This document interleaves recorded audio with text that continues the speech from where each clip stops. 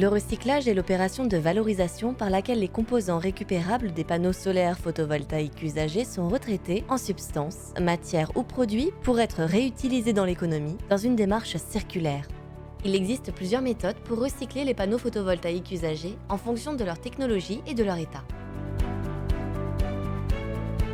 Un panneau photovoltaïque en silicium cristallin est composé de cellules. La technologie cristalline est de loin la plus utilisée aujourd'hui. Elle représente environ 80% des panneaux installés en France du fait de sa robustesse et de ses performances. Le broyage est l'une des deux méthodes de recyclage des panneaux photovoltaïques cristallins. Cette opération vise à fragmenter le panneau pour faciliter la séparation des composants hétérogènes.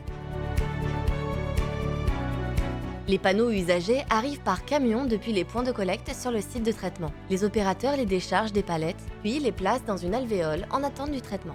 Le pré-démantèlement est la première étape de tri. Les câbles et le boîtier de jonction sont retirés. Puis le cadre aluminium du panneau est enlevé mécaniquement. L'aluminium repart en fonderie et le boîtier de jonction est recyclé avec des petits appareils ménagers.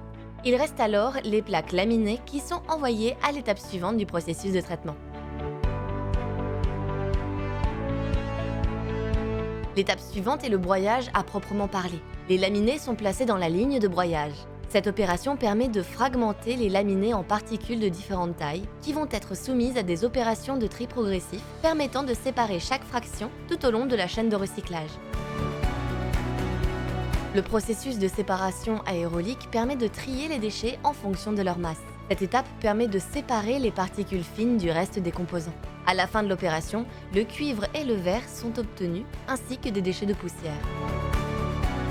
Vient ensuite la séparation densimétrique par flottaison. Déjà séparé des particules fines, le reste des particules est trié par le principe de différence de densité avec l'aide d'un fluide transporteur.